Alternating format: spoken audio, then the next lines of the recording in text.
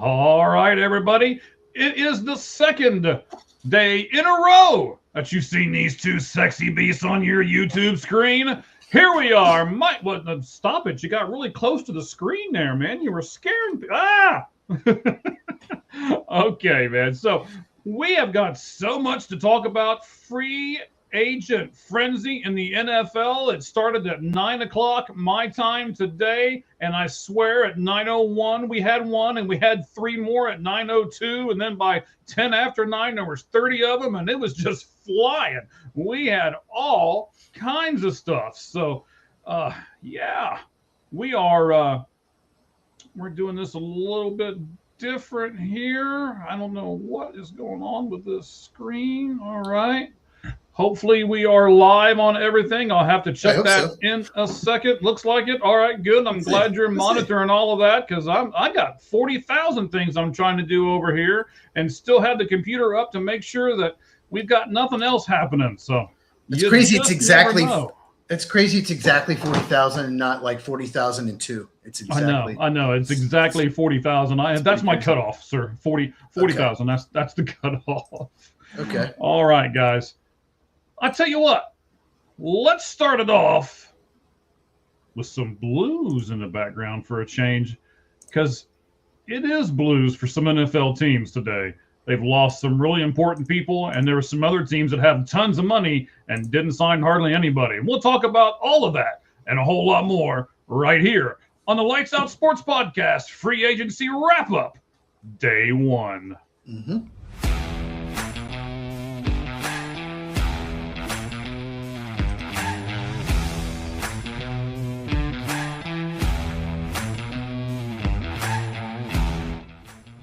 All right, guys, we'll get the bass in the background. We'll let that go for a moment.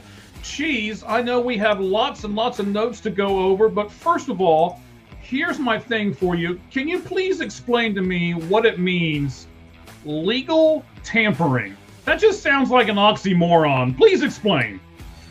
So you technically cannot talk to free agents that aren't on your team until noon Eastern on Monday, or 48 hours before you can sign. You have 48 hours before you can officially sign, and you can legally talk to them. However, every team does this. Every team cheats. You talk to their agents at the combine.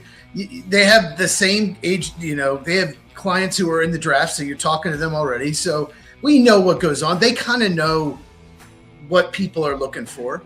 So some teams lose draft picks and get fined for this because if they can prove it. Most teams are much more careful, but it's usually every year there's 2 or 3 teams that get fined or something. But basically, that's what it means. No one can officially sign till Wednesday. Okay, now the only person that I have to say that this seems to have happened with. Howdy. Hello, we got all kinds of them. You'll see them flopping up here. We got tons of people. We got well over 50 people with us already. Good. We've been going for 3 minutes. So Kyler Murray's camp hasn't said a word and they keep saying, well, it's you can't do this until he's technically released and everything else. And Tua's in the same spot. We already know where he's going. Are there fines for some of this stuff? Or what can happen if they find that there is what do we want to say here, collusion or something like that? They can fine you, but they also take away like some draft picks. I know that the Falcons were busted for this for Kirk Cousins 2 years ago. So, like I said, you have to prove it. Having a conversation with an agent, just agents aren't going to turn you in. So you have to be able to prove it. Obviously, text messages, phone calls. Don't call them before, but you can. You talk to the agent about a different client. What are you thinking? It goes on, but just don't get caught. 7. All right, so I've got 7 questions for you. We're going to go over some names that still haven't been drafted, and then we're going to pick 1 or 2 of these people who haven't been drafted, and we're just like we did last night. If you haven't got a chance to see it, we did a prediction show last night as well, so we're going to try it again and see if we can get some of these guys right. Now, we did get some of the guys right that we predicted last night. So you got more than me. You got more right than I did, I think. I think I got Wan'Dale Robinson. That's about it. Well, I wasn't going to try to brag or, I can't do this too much. I don't know if you can really see it or not, but man, I was out in the sun today, as you can. Well, I know you can tell it from my big old forehead that's pretty much bald. And red. And red. Yes, I've been out in the sun for quite some time here. I was at the spring training game today, so I was. I don't know. Did you see the tweet where they said that Tua was selling his Miami home, and they had a picture of the blue tent that you go in when you get injured, and it was like Tua's selling his Miami home. I did not see that. That's hilarious. There was a lot of really good. There were a lot of good memes today on X for these players. It's up on our account. You can certainly get there. I was at the game today. I started laughing out loud, and people were looking at me all crazy. And I was like, before you look at me crazy, come here and look at this tweet. And I showed it to them, and everybody else started laughing too. And then there was all kinds of people that came down to me like, what are you guys laughing at? So I had to show a whole lot of people. But it was pretty fun today, being at the baseball game and watching this free agent frenzy. So, I've got some questions for you here. Are you ready? Let's do it. All right. So let's just start off with kind of an easy cupcake one. But I think there's a lot of people who want to know if their team is someone that you're going to say. So, Cheese, what team did the best on day one of free agency? Well, I wrote down 3. Okay. I don't want to say the same one as you did. Do you have yours ready? I honestly am not going to answer a whole lot of these questions. So I'm going to let you go at it, buddy. Well, let's start with I got 3. I'm just going to start with the Steelers. I think they needed another receiver, and DK Metcalf's not a true X receiver. He's just not. He's a size speed guy, down the field threat, and they tried to make him into like that X receiver. And they got one in Michael Pittman. They made that trade, extended him. That's going to help out Metcalf. It's going to help the Steelers out. Then they signed Jamel Dean. He is 29, but he's one of the best, most physical, best blitzing corners. And 3 years, $36 million is reasonable for him. He's been a number 1 corner in the NFL. And then they also got Rico Dowdle, who's going to back up Jalen Warren. And let's be honest, he had a stretch, about 4 or 5 game stretch where he was like leaning and rushing. Like he got over 1,000 yards and did most of it in like a 5 game stretch for Carolina. He's just always been good. He's a good receiver out of the backfield. So Pittsburgh's, I think their offense got better, and I think their cornerback room got better. I have a question. Yes. How can you say a team did better when they don't have a quarterback? Well, they did good. They've got to get a quarterback, but they've improved the rest of the team. Maybe they're trying to get Kyler Murray. They're going to just try to get more offense. Hey, come play for us. I predicted yesterday. That's where Kyler Murray was going to end up. I did read a story today where they tried to get the Bears back up, and they offered, I believe, a third round, Tyson, and I believe they offered like a third round pick for him, and the Bears said no. The Bears do a quarterback. The Bears are going to want more than that. Quarterbacks are valuable, so they're going to want way more than people expect. I think he's under contract for 1 more year, so they're probably going to want at least a 2. Just like Mac Jones for the Niners, they want more than a 2. The rumor is some team offered a 2, and they want more. But no, Kyler Murray, he actually grew up a Vikings fan. Everyone just assumes he's going to there, but I think he's going to slow play it. I think he's going to take his time and make sure it's the right fit. And I get why he's doing that. You can sign him for the minimum because Arizona's paying his salary this year. Yeah, that's what one team did with another quarterback. I'm sure we'll get to that here in a moment. So that was your first team that did well today. What's your second team, Cheese? Let's make another fan base happy. Let's stay in the division. The Cincinnati Bengals, I was teasing in my video I made earlier. Like, they haven't made a move. I was teasing the beginning of my video, and as soon as I recorded that and posted it, they made 2 moves. But they got Brian Cook, the safety from the Chiefs. Cincinnati boy, they really needed safety help. They haven't had a good safeties in years. And then Bowie Mafe, the edge rusher, 3 years, $60 million. Probably the biggest need on the team because Trey Hendrickson isn't going to come back. Just, you had to improve the defense. The Bengals defense the last 2 years has been pathetically bad. And they got 2 really good pieces. You can argue that those are 2 of their best 3 defensive players with DJ Turner right now on the team. I don't think you can argue. I think they are. Wow. Don't you agree? Yeah. I mean, I was happy. You were teasing me. I was sitting at the game. Like I said, I was at the game all day. I was on the backfields for a while, got some autographs. You can look at the X page. I put a lot of updates on it from the game.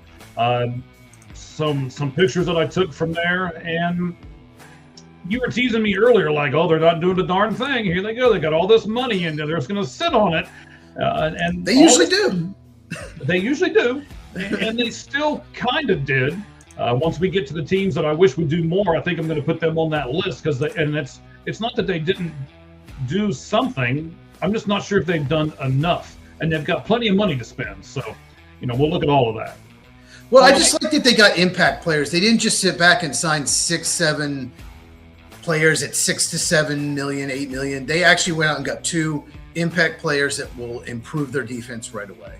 So I just really like those moves. The other team, you got to mention the Rams. Corner was the weakness. They gave up 31 points in the NFC title game. I think they were 19th against the pass. They have a good defensive line, but the cornerback, there was confusion in that NFC title game. They had to improve the position. They went out and traded for Trent McDuffie, and then they signed Jalen Watson, both of the Chiefs. Now, I'll say this. Chiefs corners, when they have left the Chiefs, have not had the best success in the last several years, but the Rams have taken a weakness and turned it into a strength. And they have to be one of the favorites, if not the favorite right now in the NFL. Just improving at the cornerback position. Their defense got better. Okay, so this was a team, Cheese, and we'll discuss this for a moment. This was a team that had a glaring weakness, and they went out and solved it. Oh, yeah. They doubled down. They didn't just, say, okay, we'll just add one corner and roll everyone back. They went after 2 corners that are now the 2 best corners on their team. Trent McDuffie, they paid him. He's one of the best corners in the NFL. He's probably going to play the slot. He can play inside or outside. And Jalen Watson will play the outside. And I guess they had Colby Durant as well. That's a really good 1-2-3. And they had the 13th overall pick as well. They have Atlanta's first-round pick. So they can go for an offensive playmaker, maybe right tackle with that pick. Or maybe trade down, get a first-rounder next year in a really loaded first round, really good quarterback class, which they might need if Matthew Stafford retires. A lot of options. Yeah, because as we discussed yesterday, you get what you need the year before you need it, right? It's the best way to do it. If you don't, the fewer needs you have, the more likely you can do that. Get the player. If you have, a bunch of players that are free agents, if you can draft that player the year before and have them ready to go, it's just huge for your franchise. All right, ladies and gentlemen, let me give you a little bit of a preview of some of the questions that we're going to ask here. So we've already discussed what team did the best on day one. Cheese likes the Steelers. Cheese likes the Bengals. And he likes the Rams. We're going to find out what team had the most questionable day here in just a second. And then we'll look at what team you would have liked to see do more. What was your favorite big free agent signing and your least favorite signing? What was your favorite under the radar move? And then we'll go over some of the additional people who are still left out there and try to figure out where some of those are going to go. So, Cheese, we did what team did the best. Of course, we got to do it the other way. And I love how this is going to be worded. We're not going to say which team did the worst. We're going to be a little nicer about it tonight and say, what team had the most questionable day? And we're going to do it that way because they can always recover tomorrow, right? Right. I'm not sure what John meant by 67. I'm not sure. Yeah, I don't know. I don't know. Some young kid thing. No, that's my friend. No, that's my friend John. Put it up on the screen. John, in the comments, let us know what 67 is. I have no idea. Yeah, I'm a little scared. Yes. But no, he's a friend of mine. The most questionable team to me, because they have cap room, is the New England Patriots. Once again, they were right in the Super Bowl. Lost of all the Super Bowl teams, they have more needs than just about any of them. And they signed Draymond Jones, edge rusher, 3 years, $39 million. Okay, he's a good player, but not really an impact player. They didn't go after one of the big pass rushers like Bowie Mafe, Adafi Owa. They didn't go after Jalen Phillips. They had the cap room. They signed a fullback, 3 years, $12 million. I'm just don't understand why they didn't go after one of these big-time playmaking edge rushers. They could absolutely use that. They need offensive line help. They didn't address that. They just didn't do much. And it looks like they still have a lot of cap room. So I'm just really curious what their plan is, because they did really well in free agency last year. They made the Super Bowl, and it just doesn't feel like they got any better at all. Okay. I know this is one of those because I hear this. I hear this stuff at work. I don't know what this means. Okay. I'm the old man in the room, so I don't know. I'm going to mention one other team. You've got a laugh out of it, sir. I really am. I got one more team I'm going to mention. Denver Broncos. I'm shocked that they didn't go after Travis Etienne or Kenneth Walker, especially Etienne. Sean Payton likes having an elite running back. He likes having a really good receiving back. They re-signed J.K. Dobbins 2 years, $20 million. I know he was having. Do it for you. Look, he's a good player when he's healthy, but he's never healthy. He got hurt again. He was having a great year and got hurt. It's the story of his career with the Ravens. He's looking like he's going to have a career year. Then he gets hurt. And 2 years, $20 million when Walker got, what, $15 million a year? Etienne got $13 or $14 million a year, something like that. Like, I just don't understand. Travis Etienne would have been a perfect fit in the Sean Payton offense. So why not spend a little more and go after one of them? Running it back with J.K. Dobbins and R.J. Harvey, they both have different skill sets, but neither are complete backs. I'm just surprised the Broncos didn't do more. They need more help on offense. I know they had a backup quarterback, but they scored 7 points in the AFC title game. It's not good enough. Yeah. So I don't mean to put you on the spot here because I can't remember. Where did Etienne end up going to? He signed today, right? Yeah, he went to New Orleans. I think he's from Louisiana. I think he was born there. But maybe he just wanted to play there. But if Denver matching that offer, Denver's a contender. So I thought they'd be more aggressive. I think the player they really wanted was Breece Hall, but he was franchised, so they had no opportunity to go out and get him. There's a request. I don't know if you want to fulfill that request right the moment or not. That's not really what we're doing right the moment. But the off season's not done. And if you tell me Joe Burrow stays healthy, I'll put him number one. But that's a big question mark. But right, and he is from there. But right now, if I had to guess, he's a Jaguars fan, so I'm sure he's going to know. Josh Allen probably number one right now, if I had to guess, because I think they're going to keep adding to the receiving core in the draft. So, all right, now don't we have to mention the Cleveland Browns? I mean, the team that we said yesterday needs everything. I saw they made 1 or 2 minimal moves. Okay. Yes. Shouldn't they have made like 60? I think they're going to make a lot of moves. The problem is their cap situation is horrible because of all the void years. They have all these free agents that are eating up cap room, and they're not going to resign, like Wyatt Teller, like Jack Conklin, like Joel Bentonio. The whole offensive line's a free agency is a free agent, the whole starting. So they did trade for the guy on the Texans. Why can't I think of his name? Titus Howard to play right tackle, and they signed Zion Johnson to play left guard, but they still have to fill the other spots, but they don't have enough cap room. So what they're going to do in the coming week probably is sign a bunch of veterans to like backup level, replacement level talent to 1-year deals just to fill out the roster. And if I'm a veteran, now wait a minute, Cheese. If I'm a veteran, okay, and do I really want to go spend one of my last years in the NFL playing for the Cleveland Browns? It's a job. It's a job. Some of these guys are having trouble finding jobs. They can start. They can offer starting roles to a lot of positions: wide receiver, offensive line. They did sign Quincy Johnson, I believe, linebacker from the Jets, to replace Devin Bush, who signed with the Bears.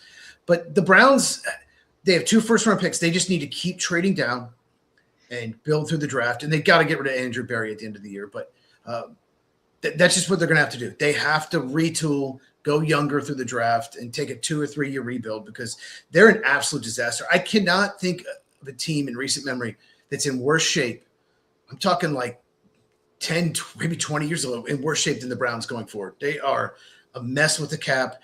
They don't have much talent. They don't have a quarterback. They don't have an offensive line. They don't have any receivers worth of crap. I mean, it's just a disaster. So, so just trade down, build through the draft. They did draft Mason Graham and Carson Schlesinger and Harold Fanning Jr. last year, a couple good backs. But now you need to keep building and build on the lines. Draft some defensive linemen, draft some offensive linemen, draft some receivers, and just go from there. I mean, you have Myles Garrett. You have one of the best players in the NFL, but it doesn't matter because the rest of the roster is pretty terrible. Right. Okay, so I'm gonna ask a question, and I'm gonna put a little bit of a different spin on it here. At first, we said we were gonna ask what team would you have liked to see do more. I'm still going to stick with that question, but I'm going to put a word in there. How about what playoff team would you have liked to have seen do more? You know, a team that made the playoffs that was close, and you're thinking, okay, they're these kind of like the Rams, right? The Rams made the playoffs, of course, and they had a glaring weakness. They went out and solved it. What team is in that boat, but yet didn't solve it as of yet here at the end of day one? Well, that's why the last question I say questionable, not worst, because some teams haven't done anything. I mean, the Eagles just don't have the cap room to do anything. They have just a lot of contracts that they can't, add void years. There's nothing they could really do. So the Eagles haven't done anything. But I think to answer your question, probably the 49ers. I know they got Mike Evans, and that's big for them. That's, going to be Brock Purdy's when in doubt, just chuck it up to him. If I got pressure, he's going to go up and get it. And they wanted to get a receiver. They wanted to get a weapon. But their defense stunk last year.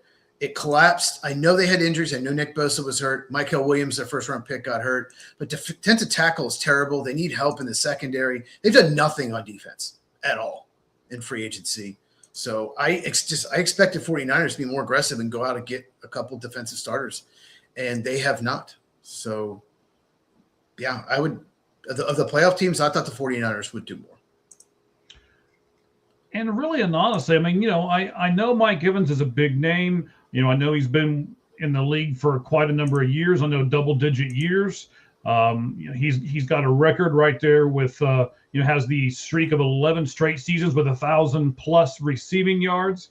But there's something that I have always said in baseball, and it's this: you don't pay for the past. It seems like the 49ers are paying for the past of Mike Evans, and he was hurt a lot this year. What do you expect out of him this coming season? Yeah, I can't remember what the projection. I looked at him, like someone was projecting 3 years, $45 million. Another one was like 2 years, $28 million, and he got 3 years, $60. So I think they had to overpay him to get him to leave the Buccaneers. The Buccaneers have done such a good job with their players and culture and getting them to come back. For the most part, they do take less and come back. They have done that as well as any team over the last decade. And I think they had to go above and beyond. But Mike Evans never really had speed. So even if he loses speed, he's okay. He is 6'5". He is unbelievable at contested catches. He can go up and get it. So he's one of those receivers that's going to age better than others because of that. Like some of the receivers, once you lose your speed, you're pretty much done. Like Jordy Nelson went from one of the best receivers in the league to 2 or 3 years later out of the league, just lost his speed and was just gone. And it's just like he was, top 5 fantasy receiver to, moving back to Kansas, just out of it. So certain receivers can't lose their speed. He never really had it. So that's not his game. So I think he'll be fine. I think he can play. Just kind of like T.O. Terrell Owens played till he's 37, 38. I think Mike Evans is one of those people that has a chance to do that because speed was never his game. Okay, that's interesting. And I think we'll talk about this a little bit later, but man, the West. I think the West was probably the best division in football last year, and at least through day one of free agency, I don't think that title is going to go to any other division. So, it might be better. It might be better because I think Arizona got a lot better today. Yeah, let's just talk about them real quick. Okay, let's do it. Let's talk. Well, we got to talk about a few other teams. I want to talk about the Raiders as well. Sure. Arizona, their moves told me that they think they can compete for a playoff spot next year. We know they underachieved. They should have won at least 6 or 7 games. I think you agree. They won 3 games. Yes. But they signed a 32-year-old guard, one of the best left guards in the NFL, Isaac Sumalea. Oh, God, did I say that right? Sumalea? Yeah. Sure. But simulation. That's what it is. He's longtime left guard, was, an average to above average player for the Eagles, and then just hit a new level with the Steelers. And it seems to get better with age. Every year seems like he's gotten better in the last few years. And he upgrades Evan Brown. He's so much better than Evan Brown. So they upgraded left guard. They signed Tyler Algier, 2 years, $12 million. I thought he'd get more than that. Me too. That's a terrific signing. And they restructured James Conner. He's back. Trey Benson coming off injury. Can't rely on because he seems like he's hurt a lot. But that running back group is loaded and deep. And that tells me Mike LaFleur wants to run the ball. They're going to run the ball. They're going to do play action. That is, so they have Gardner Minshew, who they signed. They have Jacoby Brissett. It's going to be a running the ball, play action type offense. And Tyler Algier is a perfect fit for the outside zone scheme that Mike LaFleur is going to run. If he runs the Ram scheme, Tyler Algier is so good in zone runs. And to me, he would be getting paid so much more if he wasn't a backup. They had Tyler Algier. He has this great rookie year. And then they have a chance to draft Bijan Robinson. And I get why they did. So he's been a backup for 3 years, but he's just really good. He's not like a top 10 running back, but he's just always been really good. He's never had a bad year. And to get him for $6 million a year when some of these other running backs that maybe he's a notch down are getting 13, 14 million, I think that's one of my favorite signings. And Kendrick Bourne, 2 years, 10 million. Kendrick Bourne he's an inconsistent player, but his high is like really high. Like he had some games where he had over 200 yards receiving. Like he's had some games where he just takes the game over. Other games he disappears, but 2 years, 10 million. He doesn't have to take the game over. He's got some good receivers and a great tight end, so he doesn't have to take the game over. Yeah, and he'll be the number 3 receiver there behind Marvin Harrison Jr. and Michael Wilson, who broke out. So the receiving, there's weapons there. They have added They have good running backs and good receivers now. One of the best tight ends in the NFL. And they upgraded it all. So the offense got much better. And maybe a sneaky signing, Roy Lopez. Probably there's not many nose tackles out there. He was probably the best one left. So that's kind of a sneaky, underrated signing. He came back to Arizona. He was in Arizona, went to Detroit. Now he's back. So the only thing that I'm going to say about the Arizona Cardinals day one that I didn't like is I wish they would have signed the running back longer, because I'm afraid that he's going to go to Arizona. He's going to be that number 1 guy. And, I mean, I know James Conner is there, but I still don't think he's going to be the number 1 guy. Maybe not right away anyway because of the injury and things like that.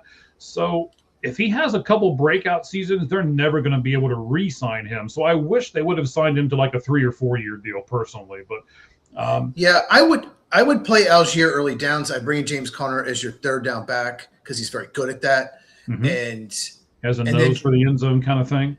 Yeah. And then Trey Benson, your change of pace speed, even though he's big, he's your speed guy. So they have 3 different styles of backs that all I think fit what Mike LaFleur wants to do.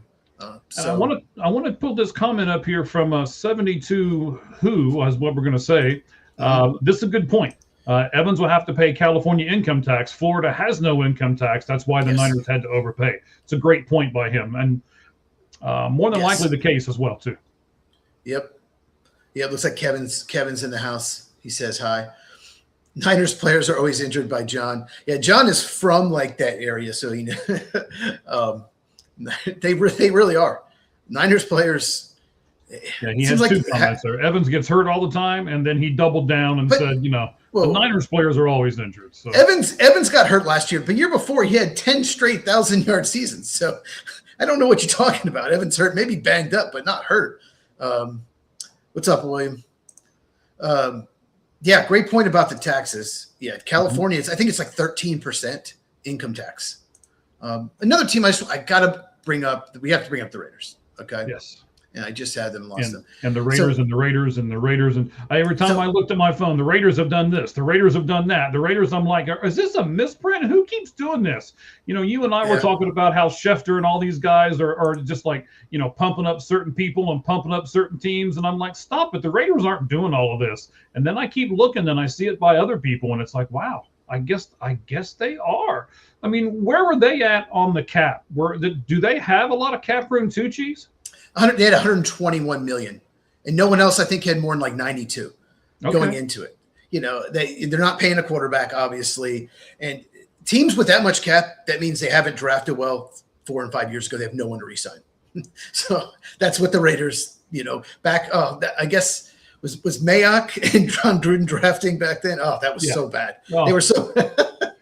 And let me tell you how bad Mayock. Just look back at the drafts. When in doubt, he took an SEC player. You can't. Every SEC player is not going to be a great NFL player. It's just not going to work out. But also, Mayock is running his mouth saying Caleb Downs is not a top 10 pick. He's not that good. And it's like, if that Mike Mayock is saying that, then take Caleb Downs number 2 overall. I was like, I'm moving Caleb Downs up my board. If Mike Mayoff's trashing him, you should just move him up your boards. Well, now the Raiders signed 2 linebackers that used to be both Georgia Bulldogs, right? And they re-signed. Let's just talk about the defense. They signed 2 linebackers, re-signed an edge rusher, signed another edge rusher, Kwity Paye, Malcolm Kuntz, re-signed Eric Stokes, the corner. So they basically signed or re-signed 5 defensive players, 5 guys that are going to start. Kwity Paye at the edge, Malcolm Kuntz, cornerback Eric Stokes. Talk about it in a second. Nakobe Dean, 3 years, $36 million. Mm-hmm. Another guy that's injured a lot when he plays is very good. He'll play middle linebacker. Now, Quay Walker, I would not sign Quay Walker at all. No instincts whatsoever, but he's fast and explosive and athletic. If they play him at weak side, kind of where Edgerrin Cooper plays, that would be a good fit for him. That would make sense. It'll be better for him because he's not a middle linebacker where he has to process information quickly. He just cannot do that. Okay. He can't play the middle. Nakobe Dean should. They played together in Georgia. They played with Eric Stokes as well. So maybe that'll end up being a good signing. And Quay's a great. I can't talk tonight. He's a great blitzer. But Eric Stokes, 3 years, $30 million. He was a first-round pick, total bust of the Packers. He never stayed healthy.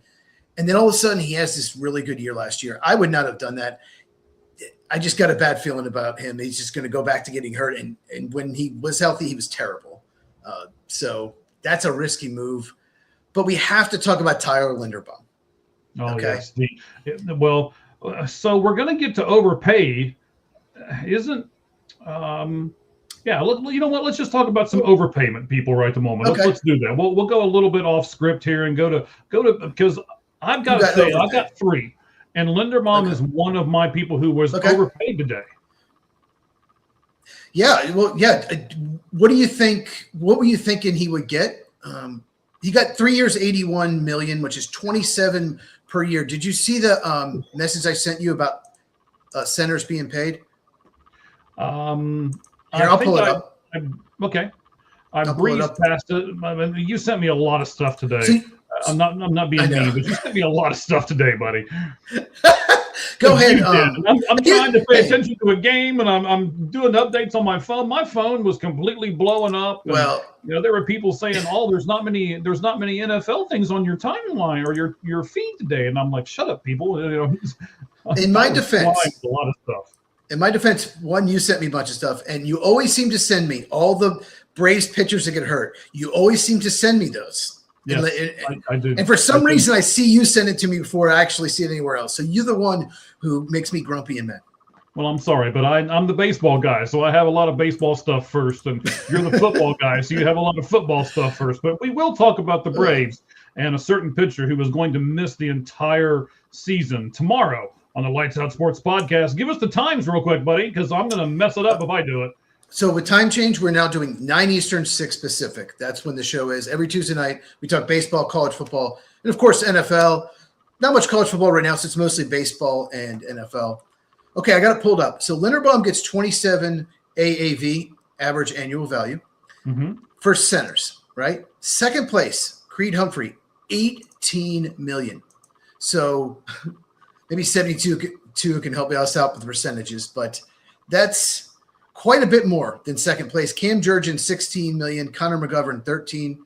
Good re-signing by the Bills, by the way. Really like that re-signing. Luke Wattenberg, Denver, $12 million. Eric McCoy, New Orleans, $12 million. So shattered the record for centers by far. So any team that has a center that's about to be free agent next year, they're like, what did you do? Raiders. I get why Baltimore didn't match that. That's insane. I mean, he's a very good player. I think he's the second best center in the NFL after Creed Humphrey. But, wow, interior offensive lineman, $27 million a year. I guess they had money to spend. What do you think? Well, yeah, but it's the same thing. I remember us having this conversation back and forth, and I sent you a thing back that said they're the Raiders. They have to overpay. And we talked about this on the show yesterday. When you've got these bottom feeder teams and you're trying to get good people – to come to your team, that's what you have to do. who wants to go play for the Raiders right now? Unless you were, born there or your dad played for them or, some other kind of connection that you would have. If you have no connection to the Raiders, the connection you're going to have is money. Linderbaum, it sounded like he just wanted to get paid. He wanted to go whatever gave him the most money, which is okay. It's fine. There's a lot of players that do that. Nothing wrong with that. Baltimore usually doesn't let people get out like that. I think he has a much better chance to win, right? At least right now in Baltimore. But but this overpay was about Fernando Mendoza. The offensive line's terrible, especially run blocking. We have to improve the offensive line. We cannot let him. We can't draft a quarterback at #1 overall and put him out there and he's just going to get hit on every play. We drafted a running back last year, 6 overall, and we had no plan to block for him. One of the best college running backs I've ever seen, and you didn't block for him at all. So you have to improve, and they did. They upgraded the position. They have Colton Miller coming off injury at left tackle. They have Jackson Powers-Johnson right guard. They still have to upgrade right tackle and left guard. Probably will do that in the draft. They have the first pick, the 14th pick, and the 34th pick. So they have 3 of the top 34 picks. Obviously, #1 will be Mendoza. Look at you rattling off all this stuff about the Raiders over here, buddy. It's my job. So, yeah, good job by you. So then we said that the San Francisco 49ers saw their need and improved it. Are we going to say the same thing about the Raiders, or are we not going to go that far yet because they have so many needs? Well, they were kind of like the Bengals in a way on defense. They needed so many bodies. They just had to upgrade so many positions. And they did that. They upgraded linebacker. They upgraded the defensive edge rusher. Upgraded post Max Crosby. They didn't necessarily upgrade edge rusher, but once they traded him, they had to upgrade that. So they needed bodies on defense. And like I said, I think they're going to focus on wide receiver and offensive line in the draft. And they wanted to focus on defense in free agency. So okay, I think they did. But you mentioned overpay. There's a tight end that I mentioned would be a good fit for the Packers. I thought they'd sign him to 3 years, 14, 15 million maybe. Charlie Kolar. He's the third string tight end for the Ravens. 10 catches last year, blocking tight end. He got 3 years, 24 million, 17 guaranteed for the Chargers. And Aranda Gadsden's their starting tight end, so he's a backup. I get it. They want to run the ball. He's a good blocker, but over $8 million a year for a blocking tight end. Wow. I know they have the cap room, but that surprised me. Yeah, I mean, that's, it's almost a lost art now. I can remember way back when the fullbacks used to do stuff like that. Now we don't really use fullbacks anymore, so we use blocking tight ends. And these blocking tight ends are really, really getting paid. Can I give you an extension that I didn't like because it was way too much money? Do it. The Commanders went out and got left tackle Laramie Tunsil, and then today they gave him a 2-year. I thought it was going to be a misprint. I figured it was going to be 3 or 4 year, but it was not. And I checked it to make sure. A 2-year, $60.2 million extension. Whew. That's a lot as far as I'm concerned. Did that shock you? Do you not agree, or what? What's your stance there on Laramie Tunsil, 2 years, 60.2? Yeah, I think that surprised me a little bit, but he is a very good pass blocking left tackle, and you have to keep Jaden Daniels upright. Yeah, guy has been traded twice. He's been known to not be a great locker room guy, but at the same time, he's a very good player. He's just, just a very good pass blocking left tackle, and Jaden Daniels got hurt this year, so I understand it. And they did have the cap room. They're one of the teams that had a lot of cap room. They went after Adafi Owa. Let's talk about that. Okay. 68 million guaranteed, 4 years, 100 million. That's he's a good player. He's coming off a career year. Wasn't that same player previously for the Ravens, but career year with the Chargers. But wow, I think that's a little bit of an overpay. I mean, he's just not. He's not definitely. Obviously, he's not Myles Garrett or Micah Parsons, but he's not Max Crosby, Josh Hines, Allen, Brian Burns either. He's not on that level. He's not a top 10 edge rusher, in my opinion. Probably top 20, but he's not. Doesn't have the impact of those guys. So yeah, he's like 14 to 18, somewhere in that neighborhood, right? Probably, yeah. If I was going to list him, that's probably where I'd have him. But and you better hope, because he never really did anything that good in his first 4 years. This is his 5th year in the league, so that might have been a little overpay. Do you have another overpay? I do actually. I know that it's a one trick pony for me, and I don't overpay for one trick ponies. And I know the Seahawks had a whole bunch of free agents, and they weren't going to. They had, I believe, 8 or 9. They weren't going to be able to sign all of them, and maybe they looked at him and said, okay, we can't let him get away. He's got one thing. Rashid Shaheed has speed. I don't see a whole lot else in him, but they signed him to a 3-year, $51 million contract today. It's just like you said earlier. We were talking about receivers. We talked about Mike Evans and some other receivers. What happens if he loses his speed in year 2? You're still paying him $51 million. And if he loses the only thing that he's got going for him, I mean, I don't want him to get hurt or anything, but I don't know. Just an overpay for me. I think it's a reach by Seattle, and I was really surprised that Seattle did that. Yeah, $17 million a year. That was shocking. I was surprised. He's an elite return man, and he made some plays down the field on a deep ball. But the reason they did it, I think, is someone else was probably willing to do that, is my guess, and they had to match it. Mm-hmm. But also, like, okay, let's put it this way. I'll use my Packers as an example. Okay. Their offense is different with Christian Watson out there because he has 4.3 speed, maybe even timed at 4.29. When you have a deep threat like that, you have to play a safety deep. You have to know. You cannot let him get over the top and beat you. So when you have a deep threat, it changes how you scheme a defense. When the Packers, before they drafted, once they lost Jordy Nelson, before they drafted Christian Watson, they didn't have a deep threat.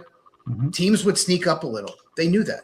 Or they double or triple team Devontae Adams because they didn't have to play those. They could play one deep safety maybe because there was no threat down the field.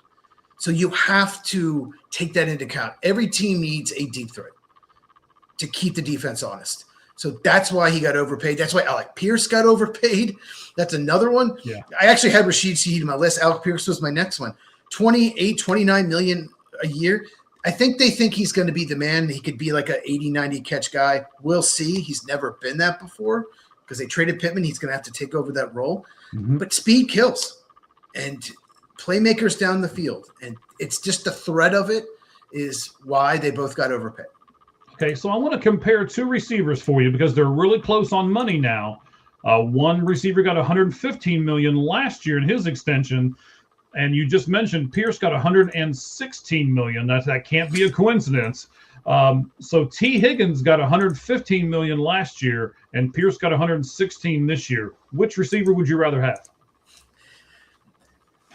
I mean, Higgins has been much more productive in his career, no doubt about it. Mm-hmm.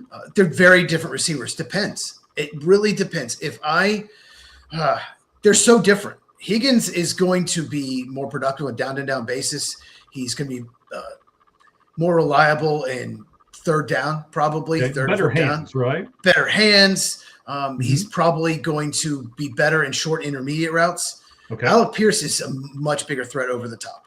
And so if you don't have a speed receiver, if all your guys are more possession, then I would take Alec Pierce.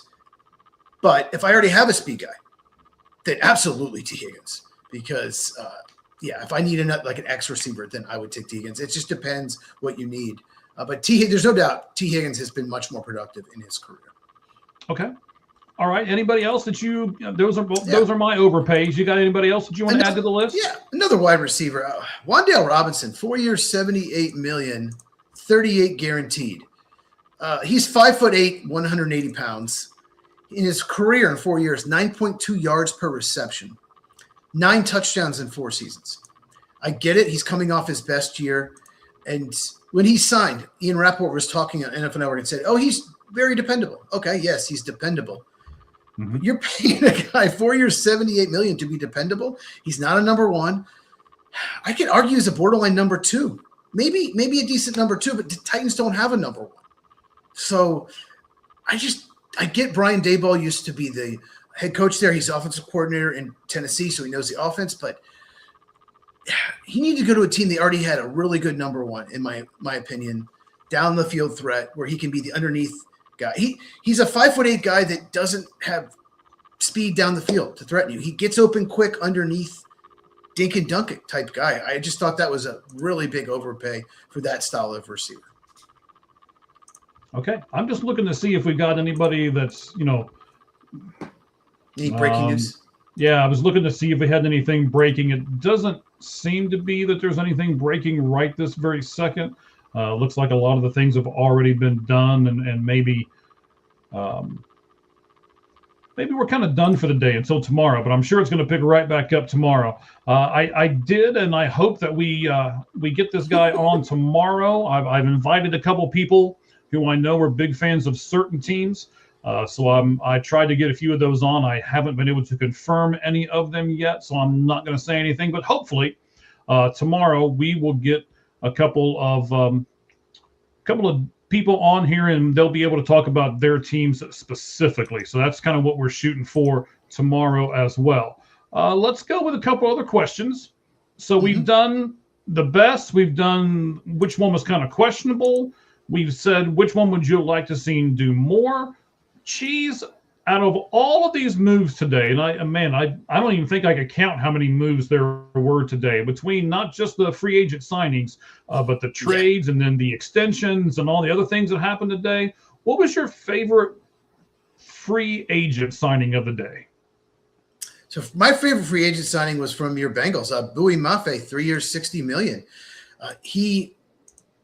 I'll say this: he's been in the league 4 years. It was probably not his best year, only 2 sacks. But he was still disruptive, and he also didn't play as many snaps as usual because they were so deep on the defensive line. They basically had 4 edge rushers that could start and 2 very good defensive tackles. So it was a rotation, but he's always been good. He's never had a bad year. 2nd-round pick out of Minnesota. And the fact that they gave him a $60 million contract total, $20 million per year, and Washington gave Adoe Alpha $68 guaranteed, right? Right. Jalen Phillips, 4 years, $120 million. Do I think Jalen Phillips is better than Bowie Mafe? I do. I don't think it's significant. And not for the difference in money, right? Not in difference in money. It's half the money. And Adoe Alpha had a better year than Mafe this past year. But the previous 3 years, Bowie Mafe was better. So there's a chance that he will be better than Adafe Owa next year because the previous 3 years he was better. So I just for the money, just compared to what the other guys got, I really like that signing for the Bengals, and it was a huge need. It was. I'll give you another one that I like, and it's the same team. I mean, I know I'm kind of a homer here for a minute, but Cooks. I love this Cook signing for them. Yeah. And there's a stat that I've got to give you. I love these stats. There's a stat that I have to give you on him. The Bengals were the worst tackling team last year, and it wasn't even close. That linebackers were a big issue at that. And Brooks missed 10 tackles last year. So just that alone is going to make them. I know. Geno Stone was terrible. Geno got stoned a lot. Okay, it was a terrible free agent signing. I don't mean this kind of stoned. I mean he got stoned by some players a lot. So let's see what John's got to say here. Let's pull this up real fast. Let's see here. He's asking, who has a better year, Pierce or Pittman, assuming Rodgers returns to Pittsburgh? Interesting. What do you think, Cheese? I'm going to say Pittman because Pittman is a perfect receiver for Aaron Rodgers. He's going to feed him. He's going to feed him early and often. Devontae Adams, what Rodgers likes to do, he likes a receiver to win quickly, and he likes to go to his first option. When he had his early in his career, Donald Driver got most of the. Okay. He froze up for a second there. Okay. Early in his career, Rodgers, so Donald Driver. You froze up for a second. So I was going to say Rodgers likes to look at his first option, and he likes to throw that option. Early in his career, it was Donald Driver. Then it became Greg Jennings. Then Jordy Nelson. Then Devontae Adams. It's going to be Pittman. Pittman's the first guy he's going to look for. And then if he comes off that, then DK Metcalf. So I think Pittman's going to have a lot of catches next year. Pierce, we'll see. I just don't know if Daniel Jones will stay healthy. He has trouble staying healthy. So it's a big question mark. So I think if Rodgers comes back, I think Pittman actually has the better year. All right. I want to tell everybody that we are following almost 8,000 people right now on our X account. That is over at All Gloves Off XM on X. And we right now, out of all of those 8,000 people, we are number 2 right now, as that many people are listening to us live right here on the Lights Out Sports Podcast. This is our special edition of the free agency frenzy that is day number 1. All right, Cheese. Let's look at a couple other things here. I've got a few other stats that I'm going to bring up kind of later on and everything, but for right now, the biggest free agent signing you just gave us. What about your least favorite free agent signing? Well, I already mentioned him, Wan'Dale Robinson. Yeah, that was my least favorite. Like I said, 4 years, $78 million for a 5'8" guy that's 9 yards a carry in his 9 yards a catch in his career. I just think it's an overpay, and I think the Titans needed to get. They have receivers like him on their roster already. They needed to do better, in my opinion. I think it's just a huge overpay. Okay. So, we got a lot of different stuff to go over here. We're about halfway through the show. We appreciate you guys being with us right here. Cheese, why don't you plug your stuff real fast and tell us where they can find you at on your channels, and maybe even give us a preview of what you got coming up here in the next couple days. Yeah, it's at Football with Cheese. You can see it on the screen, CHEEZ on Cheese.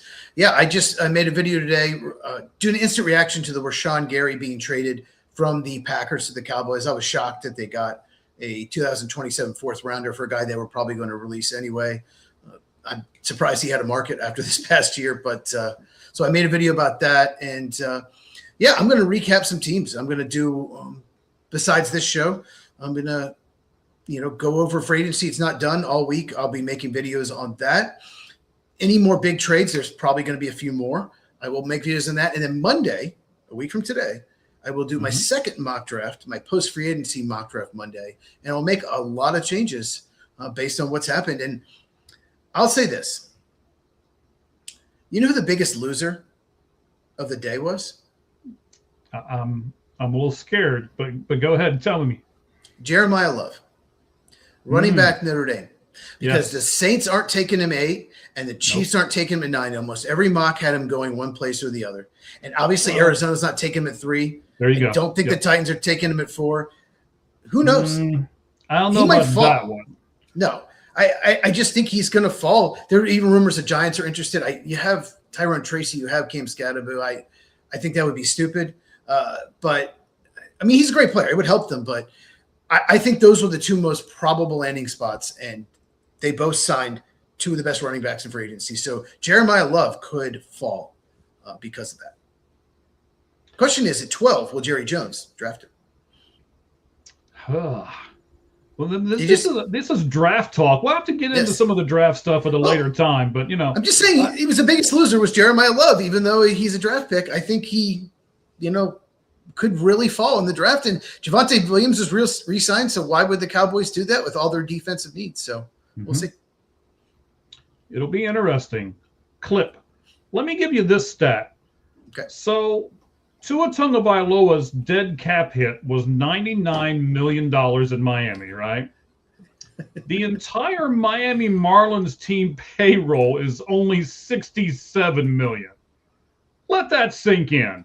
$99 million for Tua Tagovailoa's dead cap hit and $67 million for the entire Miami Marlins team payroll. Any comments, Cheese? The good news is it's a June 1st cut, so they can split the 99 over 2 years. But that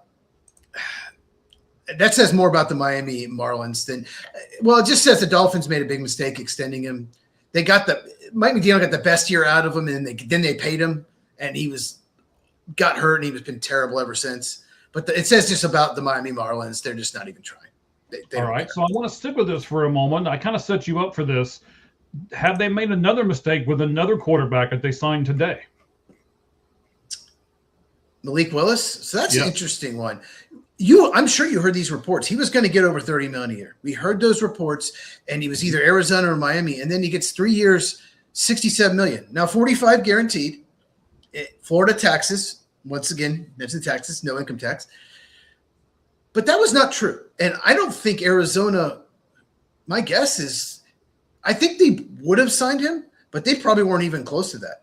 $45 million guaranteed. Mm-hmm. So that report was maybe insiders trying his agent, David Mulgado, who's a great agent. He made a lot of money today. He's one of the power agents these days. He's got Jordan Love and Micah Parsons as well. Okay. Oh yeah. He had a bunch of the clients that made big money. He's athletes first. He's one of the big time agents.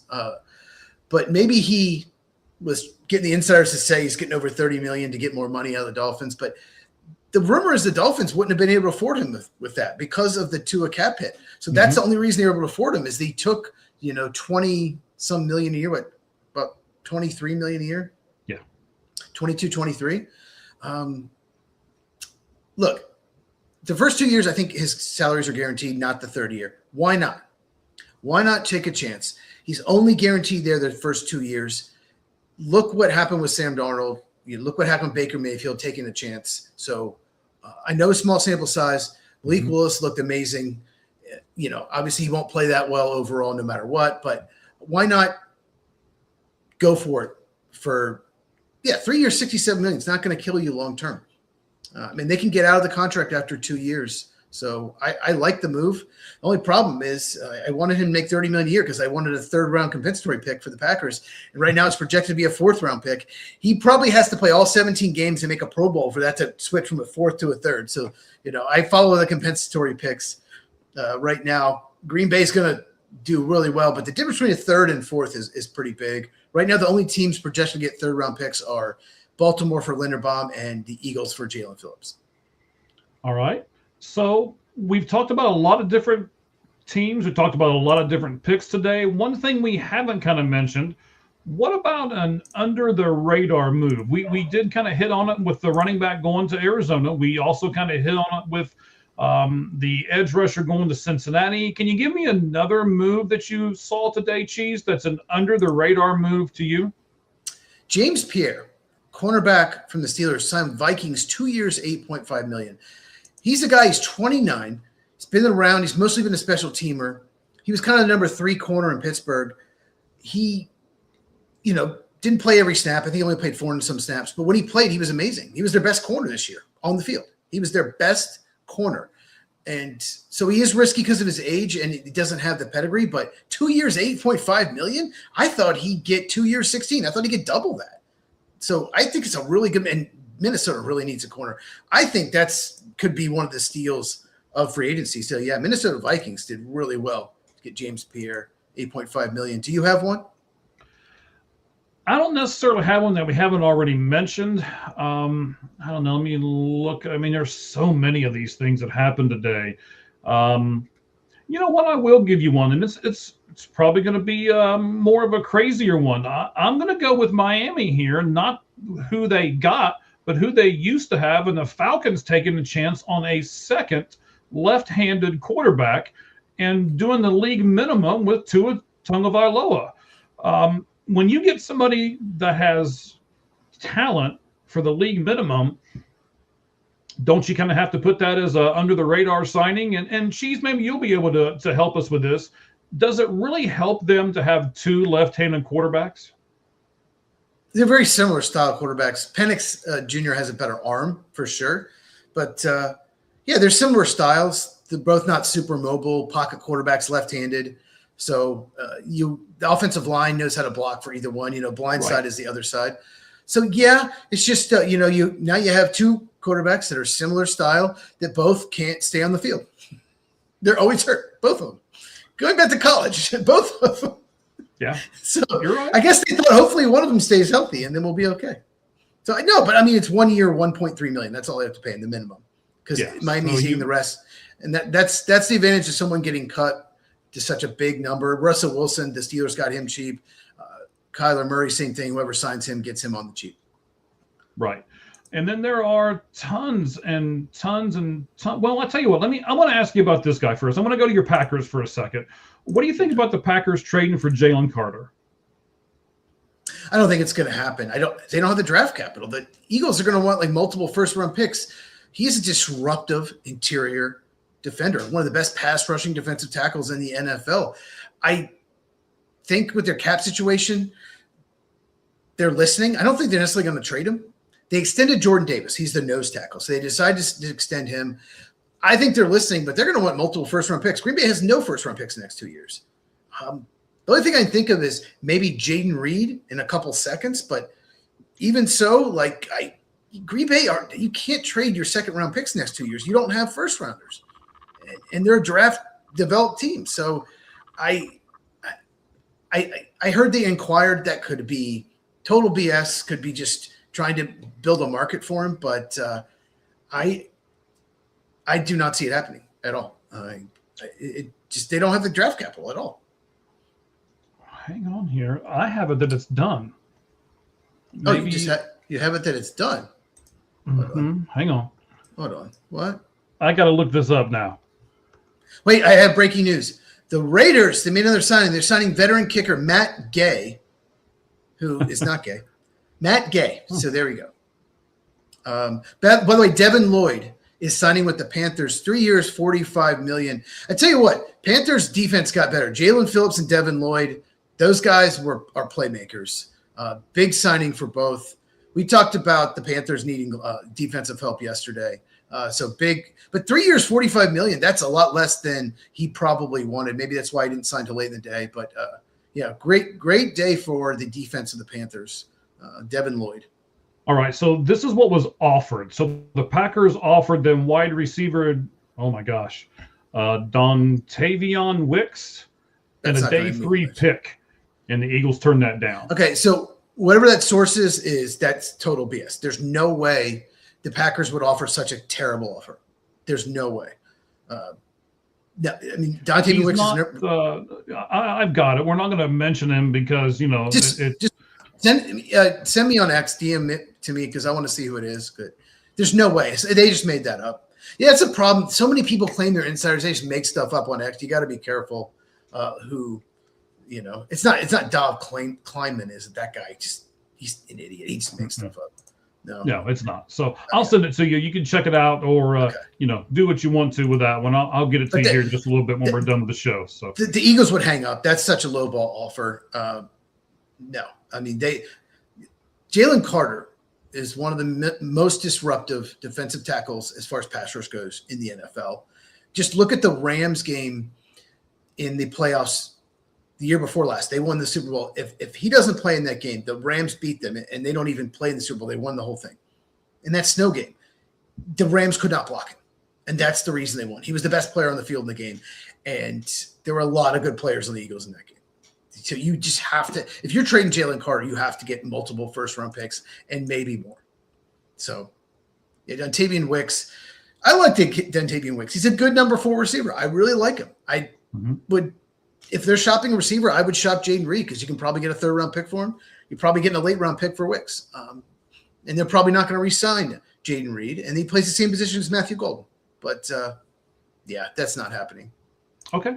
And that could very well be. Every once in a while, we get these guys, like you're saying, that are saying they're insiders and they're not. And the stuff came so hot and heavy today. I was like, okay, this is happening, this is happening, this is happening. And you like it and retweet it, and you like it and retweet it. And maybe I got caught with that one. So we'll just say I got caught with that one, and we'll move on. But there are a ton of free agents still remaining. So if your team hasn't signed anyone yet, I mean, you know, don't cry yet. If your fan base has not done anything, there are tons of good players out there. I mean, you got Rashid White, you got Dallas Goedert, you got Leo out there, you got Kadate Ellis, you got Jaquan Brisker, Wyatt Teller, Juan Jennings, Debo Samuel, Calvin Austin III, Braden Smith, Tyler Decker, Kyler Murray, Chris Paul, and a whole bunch of more, right? Nashawn Wright, you got Kevin Bard out there, Romeo Dobbs, Rashid Walker, Devin Lloyd, and one of the guys that I can't believe is still out there. We talked about him extensively yesterday, and we're going to do it again right now. Trey Hendrickson is still out there. So, Cheese, I know your list that you gave me wasn't near that extensive, but there's a lot of good players still out there. Let's try this again. Pick one of those guys and tell me where they're going to go. Well, okay, Devin Lloyd to the Panthers. I just said that. You just mentioned Devin Lloyd again. You just mentioned Devin Lloyd. I'm predicting Devin Lloyd to the Panthers. Yeah. Well, I still think I had. He was not signed yet. So, okay. Twice. All right. Twice. So Trey Hendrickson, I think there's 2 teams. Okay. There's 2 teams, and that is the Buccaneers and the Chargers. I think he wants to win. I think he wants to go to a contender, and those teams are his best chance. I know Tampa didn't make the playoffs, but they tied for the division lead, but still they have a very good team. I think he lives in Florida in the offseason. And then the Chargers still have cap room, and they need another edge rusher opposite Khalil Mack. I think those are the two teams I'm looking at if I'm him.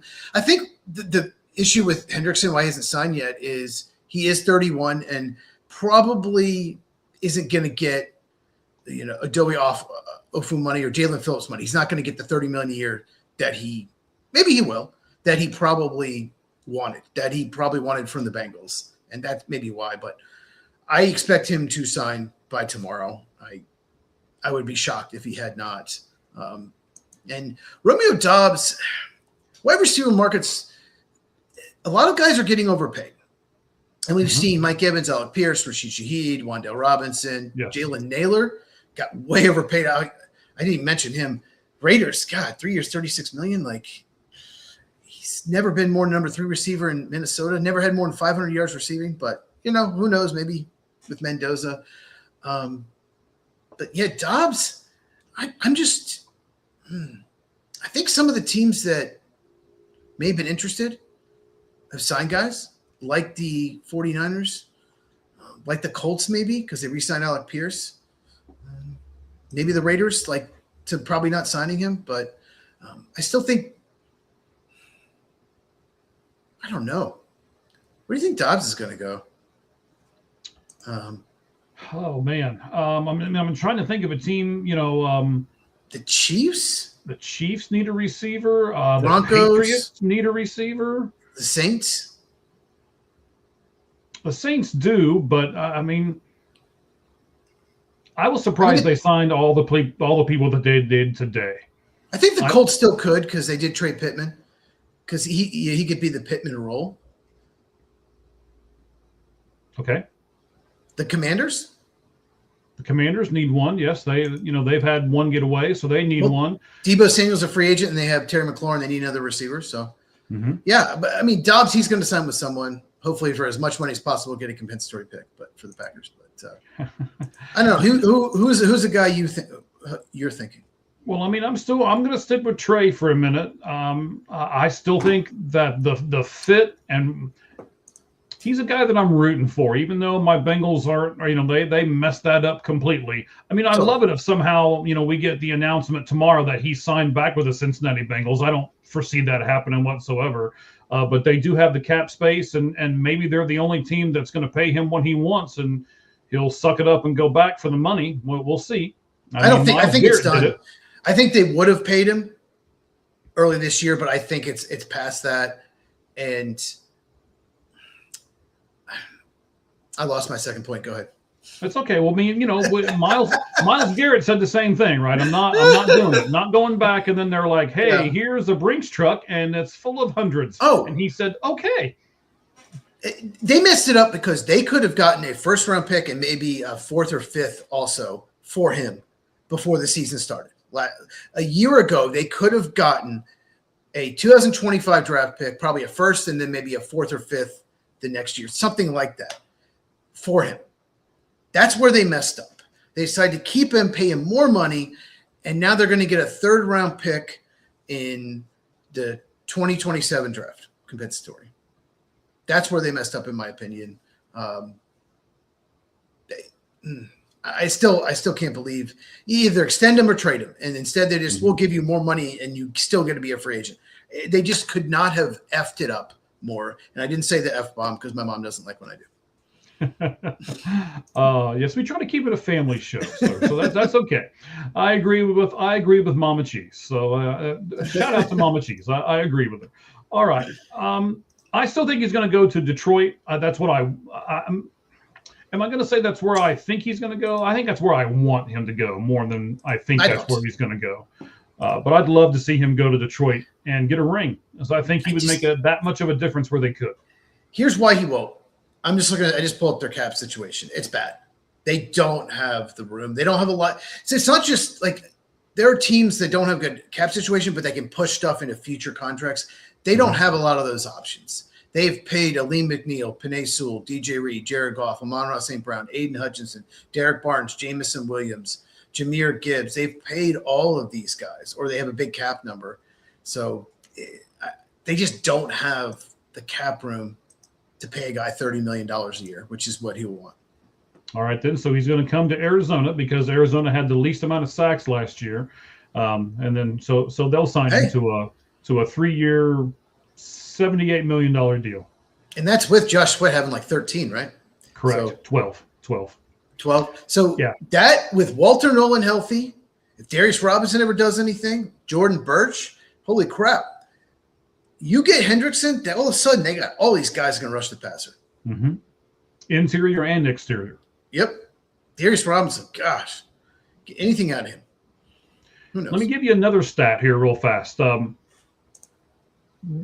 Okay, so all these guys have one thing in common. You will probably know it because you're the football guy. I don't want to put too much pressure on you, but you'll probably know it. Jordan Stout, $12.3 million. Charlie Kolar, $24.3 million. Isaiah Likely, $40 million. Travis Jones, $40.5 million. Tyler Lindenbaum, $81 million. Kyle Hamilton, $100.4 million. And they still have Daniel Falate to go. Falele. Okay, sorry. Do you know what it is? Baltimore Ravens? Yeah, the Baltimore Ravens 2022 draft class. So don't tell me the Baltimore Ravens don't know how to draft. $298 million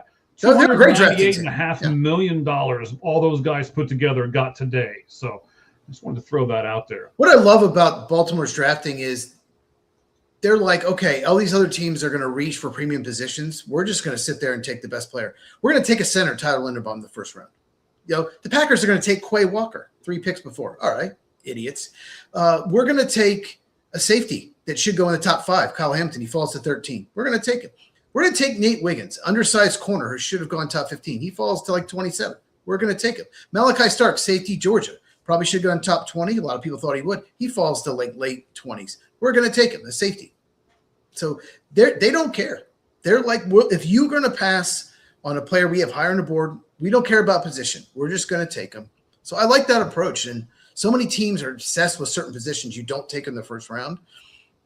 I get it. If you don't want to take running backs or guards in the first round, I get it. But at the same time, secondary is important to the Ravens. And I think we've seen with the Seahawks with an elite secondary, 3 safeties, 3 corners. They had 3 safeties and 3 corners that were very good to elite, and they won the Super Bowl. So I'm going to say today, the reason I brought them up, they had to let those guys go because a lot of those people they can't match, right? Kind of like the Seattle Seahawks. They had so many free agents, they can't pay everyone. The Ravens were in the same boat. But because they drafted so well, are they the team that is now in the worst shape in that division? Well, not in that division because the Browns are in that division. But, are they going to finish just a few games above the Browns because of everything that they lost today? I don't think so. They did sign John Simpson, the guard from the Jets, which upgrades. Both guard spots were a huge weakness for them last year. So it upgrades one of the spots. They upgraded with a Jets player? Yeah, John Simpson's Jets offensive line was not the issue. That was not their problem. But yeah, John Simpson, he upgrades them at guard. They don't have a first-round pick for the Max Crosby. So it's going to be tough to get a lot better. But, I think you got to agree. They underachieved. And Lamar Jackson hurt his back and missed time. Mm-hmm. So they do need to get better at receiver. They need to get another guard. But no, I think they could be better next year. And they're probably going to be the favorite in Vegas to win the division. If now Lamar Jackson would have to stay healthy, I would not be surprised. Yeah, it's just one more guy with Max Crosby that's gonna be chasing Joe Burrow around and trying to get him on the ground and injured again. So, just scares me to death, to be honest with you. Yeah, and Bengals, they just don't care about the offensive line. They haven't ever, and they haven't for years since Willie Anderson. Yeah, Anthony Munoz. Anthony Munoz. I was about to say that. Yes, Willie Anderson needs to be in the Hall of Fame. Just saying, he absolutely needs to be. And so does Ken Anderson, in my opinion. But yes, yeah, that too. Okay. All right, buddy. So we've covered all of the questions that I had. Do you have anything that you'd like to add to the end? I'm going to make sure while you do that, we don't have anything breaking. Let me go over to X and make sure. One more thing I want to mention. Yeah, go ahead, bud. Taylor Decker is available. He was released by the Lions. He is 33. And Rasheed Walker, the left tackle for the Packers, is free agent. There are not a lot of teams that either need left tackles or think they need left tackles. But there's one team, and I mentioned him earlier, who I didn't think had a good day. The New England Patriots, for some reason, if you believe Mike Vrabel, think that Will Campbell's a left tackle. He's just not. I talked about this in my draft videos last year. I think he'd be an all-pro left guard. He is not a left tackle. They shouldn't take him 4th overall. I did not have a top 10 grade on him. Move him to left guard. Go out and get Taylor Decker or Rasheed Walker. Put him at left tackle. You have upgraded 2 positions. But for some reason, the New England Patriots, I don't know if they don't want to admit they're wrong. If you watch the postseason last year, Will Campbell was awful. He was awful in that Super Bowl. He just does not. A lot of it's technique, though. He can probably get better. But his arm length, his wingspan, he's just not a left tackle. And when he was at LSU, when he went against the best competition in college, that's when he struggled. So move him into left guard. Go sign one of those players to play left tackle. I think they just don't want to admit they used the 4th overall pick on a guard. So, yeah, Cooper Rush was awful. they re-signed Tyler Huntley. Cooper Rush was a terrible signing. But stop being stubborn, New England Patriots. Move him into left guard. Move their left guard, what's his name? Jared Wilson into center. That's his natural position. They are going to do that because they traded Garrett Bradbury to the Bears. And go out and get them, and you've improved your offensive line, which was the big reason why you struggled in the Super Bowl. You got dominated. I know it was 29-13, but you got dominated. Your offensive line got shredded by the Seahawks. You've got to improve left tackle. I don't think they're going to. I think the Patriots are off to a horrible start this offseason. All right, let me give you a couple things here. I'm getting some not really breaking stuff, but but now that we've had some time to look and digest everything, there's a lot of the insiders that are tweeting out some different things. Okay. So let me give you the top 5 teams that spent money today. The top, okay. The highest paid, however you want to say that, right? So the Giants, $127 million they spent today. They're number 5. Number 4, Indianapolis Colts at $134 million spent just today on free agents. Most of that was Pierce. Most of that was out Pierce. Most of that was Pierce, yes. Yeah. Commanders today spent $147 million. The Raiders spent $194 million. And I want to see something because I may have something for us. Hold on. No, he's not answering me yet. Daggone it. All right. So then number 1, and number 1 by far. It's the guy I'm trying to get on tomorrow. We're going to try to talk to him. The Tennessee Titans spent $270 million today just in free agency. A little bit more about money. So you said it right. The Raiders entered today with $121.7 million in cap, and that means they still have somewhere between $45 and $50 million to spend, depending on which publication you look at there. So still got a lot of money to spend. And then I've got one more thing I want to bring up, but I want to let you comment on those things first before I do it. So talk to me about what we just talked about. Yeah, let's talk about the Tennessee Titans. So John Franklin Myers, it's a weak defensive tackle free agent class. John Franklin Myers was wanted by a lot of teams. I think the 49ers really tried to sign him. The Titans got him. And Robert Salah, he likes athletic people up front. He'll forego size. That's why they traded Devondre Sweat to the Jets. He wants athletic, pass rushing, everyone on the defensive line, tackle, edge rusher. So now you have Jeffrey Simmons and John Franklin Myers. That's going to be a nightmare for teams to try to block both of them. You can't double team both of them in third down situations. So that was a good signing. Alontae Taylor, 3 years, $60 million. That's another one. Oof. Alontae Taylor, there's a lot of good and there's a lot of bad with the Saints. Yes, he has the upside to be a really good player. 3 years, $60 million for him. Oh my God. And Cordell Flott, 3 years, $45 million. Both those corners to me got way overpaid. Who knows? They both had a lot of good, a lot of bad. But yeah, the Titans, just like the Raiders, they have a lot of cap room because they're not very good. They're not very good. So bad teams don't have anyone to re-sign. So they have a lot of cap room. So they're doing it. And before we get into that, I just want to mention one more team, the Jets. I think Aaron Glenn went to the Jets organization, the GM, the owners, and said, look, they wanted me fired. We have no talent on defense whatsoever. And they went out and they signed a lot of veteran defensive players to fill a lot of roles. They signed a lot of good locker room guys too. A lot of leaders. I think, you look at like the Jets aren't going to be very good next year. The offense isn't going to be very good. They don't have a quarterback. I get it.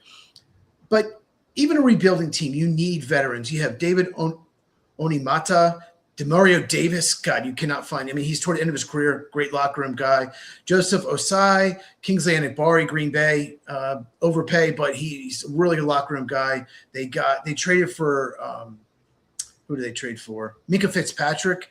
So they needed bodies on that defense, especially trading Quinnen Williams and Sauce Gardner. So Aaron Glenn's got to be happy. They got a lot of veterans on defense that will really help that locker room. And once again, they had money to spend because they're a bad team. All right, so read your chat there from your guy, and then answer the question: what do the Cowboys, or who did the Cowboys need to sign, and are they doing enough defensively? I mean, the second part of that's got to be no. So I think the Cowboys aren't going to do a whole lot more, John. I know he's a big Cowboy fan. And he hates the 49ers, even though he used to live in that area. Jalen Thompson was a good signing. I don't like the trade for Gary, but I like the Jalen Thompson signing. Safety was neat. I just don't think they're going to do a whole lot more. I think they're going to focus on the draft. They have 2 first-round picks. They don't have a second or third-round pick, though, but I think they'll trade down at least one of those spots. I think they're going to focus more on the draft. It's the way the Cowboys are. They rarely go out in free agency and sign somebody. They like to build through the draft. That's just the way they are. And I just don't think they might make a few minor moves, but the 2 big moves were Jalen Thompson and then franchising George Pickens. And that took up a lot of their cap room. So I don't see them doing a whole lot more. If I was to, maybe an under the radar free agent they could sign. How about, I just lost it. Maybe Logan Hall.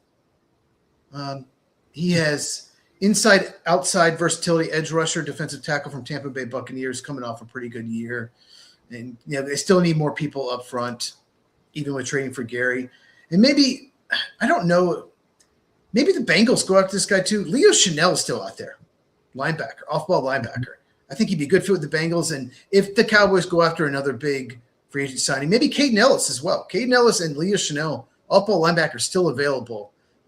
So I expect them to come off the board tomorrow. Okay. So first of all, again, almost 8,000 people that we follow on X. I told you earlier we were the second highest watched live event right now out of all of those 8,000 or so people on X. We're now number 1.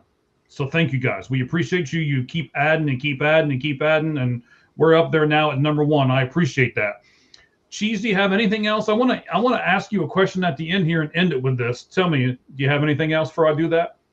Before you do that, one more thing to say. Okay. Jaguars, under the radar move. Okay. They re-signed Dennis Gardeck, the Barbarian. Yes. Used to be with the Cardinals. Used to be with the Cardinals. His nickname is the Barbarian. If you look at a picture of him, you'll see why. Mm-hmm. That dude's never healthy. Never, ever. But when he is a barbarian. Like, he's good. Like, I love when I rewatch film of Cardinals and rewatch the Jaguars, like when he plays, the effort, I love that dude. But he's just never healthy. But good under the radar re-signing for the Jaguars. Okay. So I want to end it with this. This will be a good question for you. And I'm even going to do this. Ladies and gentlemen, you'll hear me say clip every once in a while, and that just means that it'll be a short for you later that we'll release. So that's why I'm doing it for. So let me do it right now. Clip. Now that the Saints have agreed with running back Travis Etienne, do you think they will now trade Alvin Kamara? And if they do, where will he go? I'm not sure if there's a market. He's toward the end of his career.